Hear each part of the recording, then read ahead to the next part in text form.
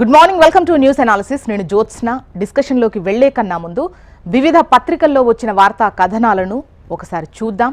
తెలంగాణ వార్తా పేపర్స్ చూసినట్టయితే ముందుగా ఈనాడులో వచ్చినటువంటి ప్రముఖమైన వార్తలేంటో ఒకసారి చూసేద్దాం. ఈనాడు గనక మనం చూసినట్టయితే ప్రధాన వార్తగా త్వరలో 40,000 ఉద్యోగాలు అంటున్నారు సీఎం రేవంత్ రెడ్డి.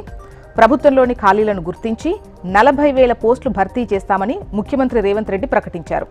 ఉస్మానియా విశ్వవిద్యాలయంలో 80 కోట్లతో నిర్మించినటువంటి విద్యార్థుల వసతి గృహాలను ఆయన నిన్న ప్రారంభించారు. ఆ తర్వాత ఠాగూర్ ఆడిటోరియంలో విద్యార్థులు ఆచార్యులను ఉద్దేశించి మాట్లాడారు.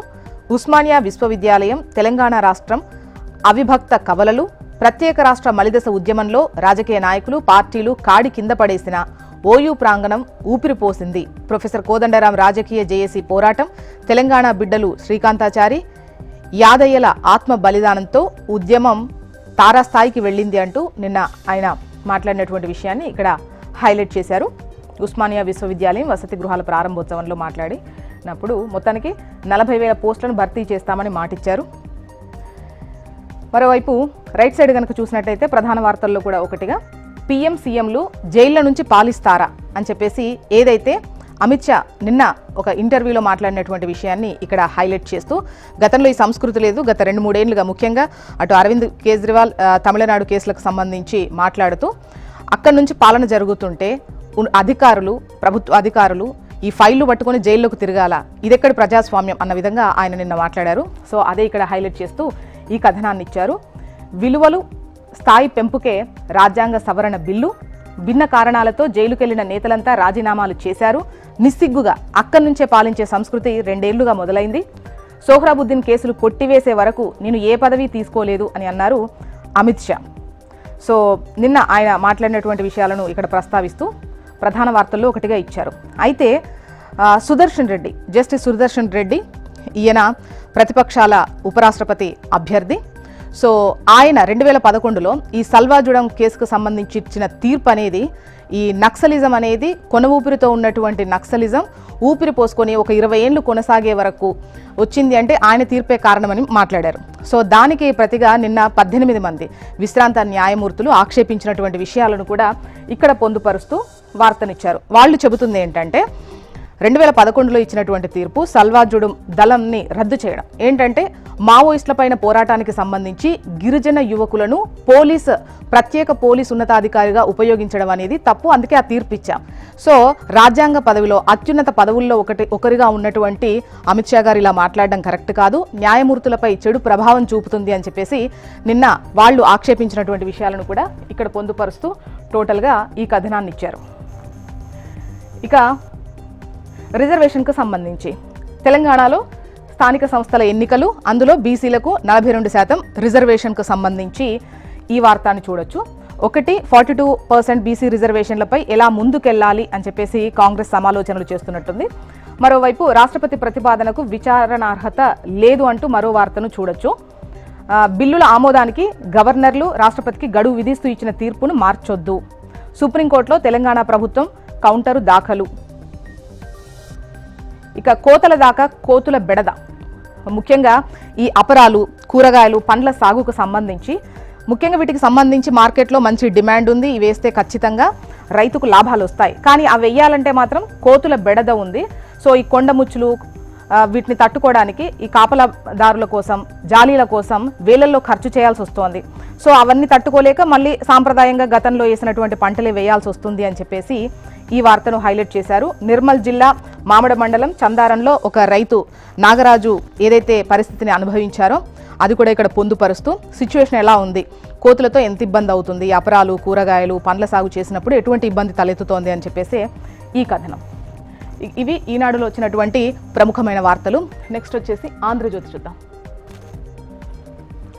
ఆంధ్రజ్యోతి కనుక మనం చూసినట్టయితే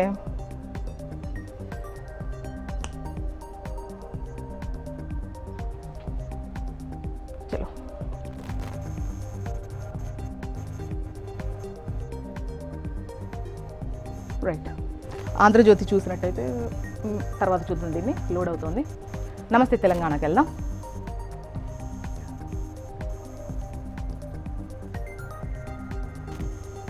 నెట్వర్క్ ఏదో స్లో ఉన్నట్టుంది, just wait.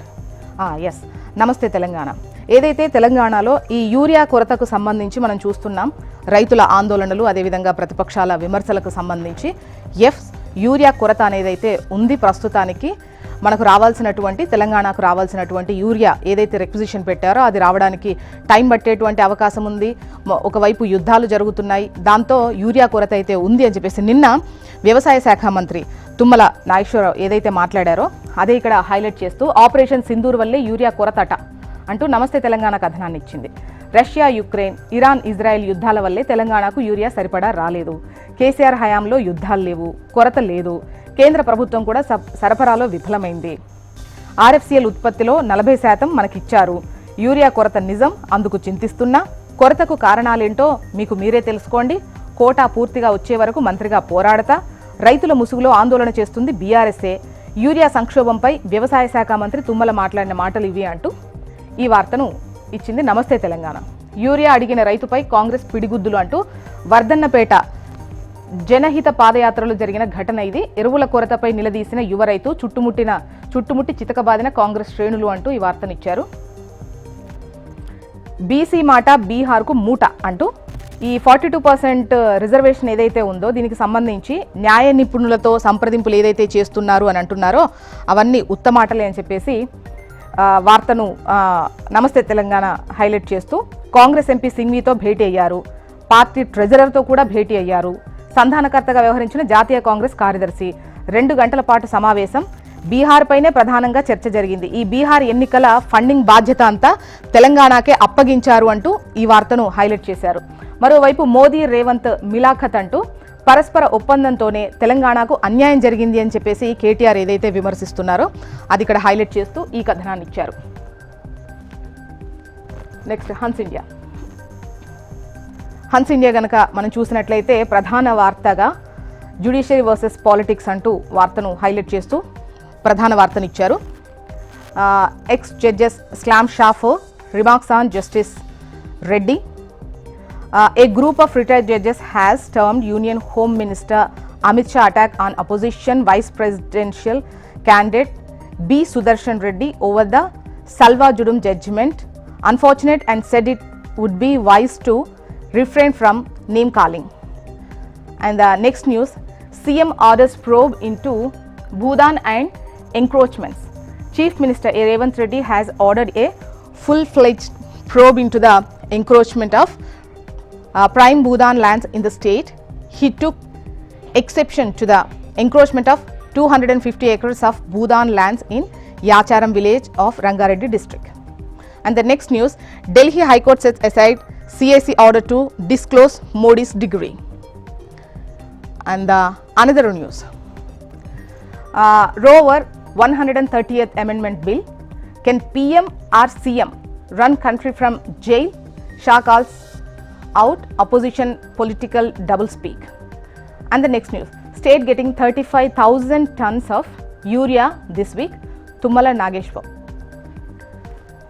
And the next news, India's investment outpaced GDP growth at 6.9% over fiscal year 2021 and 2025.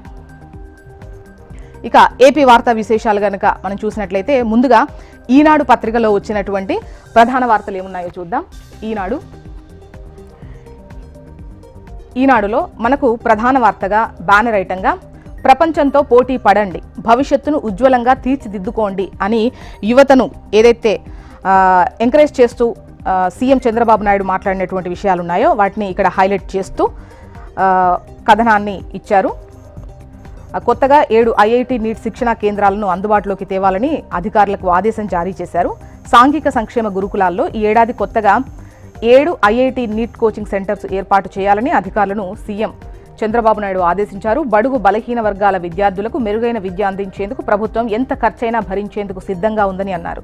కొత్తగా ఏర్పాటు కాబోయే ఐఐటి నీట్ కోచింగ్ సెంటర్లతో 1411 మంది ఎస్సీ ఎస్టీ విద్యార్థులకు ప్రయోజనం కలుగుతుందని పేర్కొన్నారు. మరోవైపు మెరుగైన విద్యను అందించేందుకు ఎంత ఖర్చుకైనా సిద్ధం. విద్యార్థులకు ముఖ్యమంత్రి చంద్రబాబు దిశానిర్దేశం. ప్రోత్సాహకంగా 1,00,000 చొప్పున అందజేత. ఐఐటి నీట్ అండ్ నీట్లకు ఎంపికైనటువంటి 55 మందిని అభినందిస్తూ ప్రోత్సాహకంగా ₹1,00,000 అందించారు.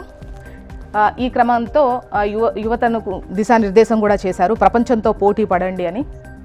ఇక పీఎం సీఎంలు జైళ్ల నుంచి పాలిస్తారా అంటూ విలువల స్థాయి పెంపుకే ఈ రాజ్యాంగ సవరణ 130th సవరణ బిల్లు ఏదైతే ఉందో అది తీసుకొచ్చిందే అందుకు అని చెప్పేసి మాట్లాడారు. గతంలో ఎలా ఉన్నాయి పాలిటిక్స్, ఇప్పుడు ఏ విధంగా ఉన్నాయి అని చెప్పేసి ఆయన ఏదైతే నిన్న ఇచ్చినటువంటి ఏఎన్ఐకి ఇచ్చినటువంటి ఇంటర్వ్యూలో మాట్లాడారో సో అవే ఇక్కడ హైలైట్ చేస్తూ ప్రధాన వార్తల్లో ఒకటిగా ఈ కథనాన్ని ఇచ్చారు.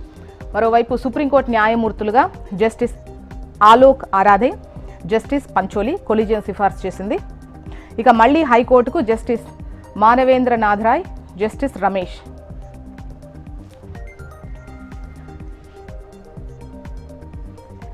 ఇక ఆంధ్రజ్యోతి కనుక చూసినట్టయితే ఇక్కడ ప్రధాన వార్తగా నాడు జగన్ మాయ నేడు నిజమాయ అంటూ ఎన్నికల ముందు జగన్ మాయా జాలాలు, ఉత్తుత్తి గేటు పెట్టి నీటి విడుదల నాటకం, 20% వర్క్స్ పూర్తి చేయకుండా మోసం, కుప్పం కాలువపై చంద్రబాబు దృష్టి, ఏడాదిన్నరలోనే శరవేగంగా పనులు అంటూ ఈ వార్తనిస్తూ కుప్పం నియోజకవర్గానికి కృష్ణమ్మ, ఫేక్ ప్రచారాలే కాదు ఫేక్ గేట్లు, ఫేక్ నీళ్లు కూడా, ఇది వైఎస్ జగన్ మాయ. చంద్రబాబు నియోజకవర్గానికి నీళ్ళిచ్చామని చెప్పుకోవడానికి సీఎం హోదాలో జగన్ పెద్ద మాయే చేశారు. గతేడాది ఎన్నికల ముందు ఉత్తిత్తు గేట్లు పెట్టి నీటిని ఎత్తిపోశారు అంటూ ఈ కథనాన్ని ఇచ్చారు. నిన్న చేసిన ఓపెనింగ్ ఏంటంటే ఇది నిజం అని చెప్పేసి దీన్ని కంపేర్ చేస్తూ కథనాన్ని ఇచ్చింది ఆంధ్రజ్యోతి. బెట్టింగ్ కట్టడెలా అంటూ మారుమూలకు ఆన్లైన్ యాప్ల విజృంభణ, కుటుంబాలను నాశనం చేస్తున్న మహమ్మారి, అప్పుల పాలై కొందరు ఆత్మహత్య కూడా చేసుకుంటున్న విషయం మనకు తెలిసిందే కదా. విదేశాల నుంచి టెలిగ్రామ్, వాట్సాప్ గ్రూపుల్లో ఏపీకే ఫైల్స్ ఆపడం ఎలా, సర్వర్ల ట్రాకింగ్ ఎలా చేయాలి, ప్రచారమే విరుగుడంటున్న నిపుణులు, పోలీసులు. ఒక విధంగా చెప్పాలంటే ఈ బెట్టింగ్ వాటికి సంబంధించి ఒక అవగాహన కల్పించాలి, పెద్ద ఎత్తున ప్రచారం చేయాలి. ప్రచారం ఒకటే కాదు, దాని పట్ల అవేర్నెస్ ఉంటేనే ఈ బెట్టింగ్ యాప్ల జోలికి పోరు. యాప్స్ అనేవి చాలా పెద్ద ఎత్తున లక్షల్లో యాప్లు వస్తున్నాయి, కొత్త కొత్త సైబర్ నేరాలు కనిపిస్తున్నాయి. అండ్ దాంతోపాటు ఈ బెట్టింగ్ యాప్స్కు సంబంధించి ఎంతమంది మోసపోయి ఆర్థికంగా చితికిపోయి ఆత్మహత్యలు చేసుకున్న ఘటనలు చూస్తూనే ఉన్నాము. సో వాటిని ఉదాహరణగా తీసుకొని అందులో అడుగు పెట్టాలంటే భయపడే విధంగా వాళ్ళను వాళ్ళు ఒక విధంగా చెప్పాలంటే ఎన్ని ప్రచారాలు చేసినా ఏం చేసినా కూడా వాళ్ళను వాళ్ళు మార్చుకున్నప్పుడే ఇది సాధ్యమవుతుంది, దాన్ని కట్టడి అనేది. ఇక జస్టిస్ సుదర్శన్ రెడ్డి తీర్పుతో నక్సల్కు 20 ఏళ్ళు ఊపిరి అని చెప్పేసి నిన్న అమిత్ షా ఏదైతే మాట్లాడారో అదే ఇక్కడ హైలైట్ చేశారు. జస్టిస్ సుదర్శన్ రెడ్డి అపోజిషన్ పార్టీలకు సంబంధించి ఉపరాష్ట్రపతి అభ్యర్థి. సో ఆయన 2011లో ఇచ్చినటువంటి సల్వాజుడన్ తీర్పు వల్లే నక్సల్స్ కొన ఊపిరితో ఉన్నటువంటి నక్సలిజం మరో 20 ఏళ్ళు పొడిగించబడింది అని చెప్పేసి ఆయన చేసినటువంటి కామెంట్ని ఇక్కడ హైలైట్ చేశారు. దానికి నిన్న 18 మంది విశ్రాంత న్యాయమూర్తులు ఆక్షేపిస్తూ కూడా వాళ్ళు ఒక అనౌన్స్మెంట్ చేయడం జరిగింది. ఈ విధంగా మాట్లాడడం అనేది న్యాయమూర్తులపై చెడు ప్రభావం పడుతుంది అని చెప్పేసి వాళ్ళు మాట్లాడారు. సో ఆ వార్తని ఇక్కడ హైలైట్ చేశారు. మీ విజయం ఎందరికో స్ఫూర్తినివ్వాలి, ఉన్నత చదువుల్లోనూ మరింత ప్రతిభ చూపాలి, జాతీయ స్థాయిలో రాణించిన ఎస్సీ ఎస్టీ విద్యార్థులతో సీఎం. ఐఐటి నీట్లకు రాష్ట్రం నుంచి 55 మంది ఎంపికయ్యారు. ఈ సంఖ్య వచ్చే ఏడాది 4 రెట్లు పెరగాలి అని ఆకాంక్షించారు. ఈ ఏడాది కొత్తగా 7 కోచింగ్ సెంటర్ల ఏర్పాటుకు కూడా అధికారులను సీఎం చంద్రబాబు నాయుడు ఆదేశించిన విషయాన్ని ఇక్కడ హైలైట్ చేశారు. కమింగ్ టు సాక్షి న్యూస్ రీల్స్గా వార్తలను చూడండి. ఫస్ట్ క్షమాపణలను ప్రదర్శించండి, దివ్యాంగులను ఎగతాళి చేయడం తగదని సుప్రీంకోర్టు ధర్మాసనం ఇన్ఫ్లుయెన్సర్లకు హితవు పలికింది. మరోవైపు అధిక పనుల భారం మోపినా భరిస్తాం కానీ దేశ ప్రయోజనాల విషయంలో వెనక్కు తగ్గేది లేదు అని చెప్పేసి ప్రధాని మోదీ అన్నటువంటి విషయాన్ని ఇక్కడ హైలైట్ చేశారు. మరోవైపు తన ఇంటి గోడ దూకి పారిపోతుండగా తృణమూల్ కాంగ్రెస్ ఎమ్మెల్యే కృష్ణ సాహాను ఈడీ అధికారులు అరెస్ట్ చేసిన విషయాన్ని ఇక్కడ హైలైట్ చేశారు. డ్రీమ్ 11తో కటీఫ్, భారత క్రికెట్ జట్టు ప్రధాన స్పాన్సర్షిప్ నుంచి ఫ్యాంటసీ స్పోర్ట్స్ కంపెనీ డ్రీమ్ 11 తప్పుకుందని బీసీసీఐ తెలిపింది. సో దాంతోపాటు న్యూస్ రీల్స్లోనే సుప్రీంకు 2 కొత్త జడ్జిలు, జస్టిస్ అలోక్ అరాధే, జస్టిస్ విపుల్. మరోవైపు చిత్తూరు జిల్లా గంగాధర నెల్లూరు మండలం వేపంజేరి రైతు భరోసా కేంద్రంలో కాంట్రాక్ట్ టీచర్ అయినటువంటి టీడీపీ కార్యకర్త మద్యం తాగిన వైనం అంటూ మేము మందుబాబులం అంటూ వార్తను హైలైట్ చేసింది సాక్షి. ఇవన్నీ మీరు న్యూస్ రీల్స్లో చూడొచ్చు. ప్రధాన వార్త విషయానికి వద్దాం. ఇది ప్రధాన వార్త. మానవత్వం లేదా ఏమిటి కక్ష? రాష్ట్ర వ్యాప్తంగా కలెక్టరేట్ల వద్ద దివ్యాంగుల నిరసనలు, బైఠాయింపులు, అర్జీలు. కొత్తవి ఇవ్వకపోగా ఉన్న పెన్షన్లు ఊడగొట్టి మా ఉసురు పోసుకుంటారా? రీవెరిఫికేషన్ పేరుతో అడ్డగోలుగా కోతలు, ఏరివేతలు. గతంలో ఇదే వైద్యులు ఇచ్చిన సర్టిఫికేట్లు ఇప్పుడెందుకు పనికిరావు? వీల్ చైర్లలో కాళ్లపై దేక్కుంటూ ఆసుపత్రులు కార్యాలయాల చుట్టూ ఎన్నిసార్లు తిరగగలం? మానవత్వం చూపించాల్సింది పోయి ఇలా వేధించడం ఏంటి? సంపద సృష్టి అంటే దివ్యాంగుల పొట్టగొట్టడమా? పల్నాడు జిల్లాలో చెట్టుకు ఉరిపోసుకొని దివ్యాంగుడి ఆత్మహత్య. విజయనగరం కలెక్టరేట్ వద్ద నిరసన తెలుపుతున్న దివ్యాంగులకు సంబంధించినటువంటి ఫోటోగ్రాఫ్ని ఇక్కడ ముద్రించి ఈ వార్తను హైలైట్ చేశారు. కాళ్ళు చేతులు లేవు, అయినా పెన్షన్ ఆపేశారు. 60 ఏళ్ల వృద్ధుడు షేక్ మౌలాలి నెల్లూరు 25వ డివిజన్లో ఉంటున్నారు. 2 చేతులు లేవు, 2 కాళ్ళు సక్రమంగా లేకపోవడంతో నడవలేడు. ఎక్కడికైనా దోగాడుకుంటూనే వెళ్ళాలి. ఆయనకు ఆసరాగా ఉన్న భార్య కూడా ఇటీవల చనిపోయింది. గత ప్రభుత్వంలో ఆయనకు 6,000 పెన్షన్ వచ్చేది. ఇప్పుడు రీవెరిఫికేషన్లో ఆధార్ అప్డేట్ కాలేదని పెన్షన్ తొలగించారు. దీంతో తాను ఎలా బతకాలంటూ ప్రజా సమస్యల పరిష్కార వేదికలో కలెక్టర్కు అర్జీ అందజేశారు. ఆయన కష్టాలు చూసిన వారంతా కన్నీళ్లు పెట్టుకున్నారు అంటూ ఈ వార్తనిచ్చారు. ఇక జస్టిస్ మానవేంద్రనాథ్ రాయ్, జస్టిస్ రమేష్ మళ్లీ రాష్ట్ర హైకోర్టుకు. బార్ల లైసెన్సుల్లో సర్కార్ దొంగాట అంటూ ఖజానాను కొట్టి టీడీపీ సిండికేట్కు పెట్టేలా ప్రభుత్వం అడుగులు, దరఖాస్తులు ఎవ్వరూ దాఖలు చేయకుండా వారి ద్వారా ఎత్తులు వేశారు అంటూ ఈ వార్తనిచ్చారు. ఏంటి ఛార్జ్షీట్లో ఇన్ని తప్పుల? వివరాలన్నీ అసంపూర్ణంగా, తప్పుల తడక ఉంది అంటూ అధికారుల ముందస్తు అనుమతి లేకుండా ఛార్జ్షీట్ ఎలా దాఖలు చేస్తారు? ఈ ఎఫ్ఎస్ఎల్ రిపోర్టులు దాఖలు చేయకుండా ఛార్జ్షీట్ ఎలా చెల్లుబాటు అవుతుంది? దారి మళ్ళీ ఆయన చెబుతున్న ఈ 3,500 కోట్ల వివరాలు సరిగా ఇవ్వాలి. అసలు జడ్జిని ఏం కోరుతున్నారో కూడా సరిగ్గా లేదు. మద్యం అక్రమ కేసులో స్పెషల్ ఇన్వెస్టిగేషన్ టీం పనితీరుపై ఏసీబీ కోర్టు అభ్యంతరం చెప్పింది అనేదే ఈ వార్త. మొత్తానికి ఇవి ఇవాళ వివిధ పత్రికల్లో వచ్చినటువంటి వార్తా కథనాలు. ఇప్పుడు ఒక చిన్న బ్రేక్ తీసుకుందాం. బ్రేక్ తర్వాత డిస్కషన్లోకి వెళ్దాం. Stay tune.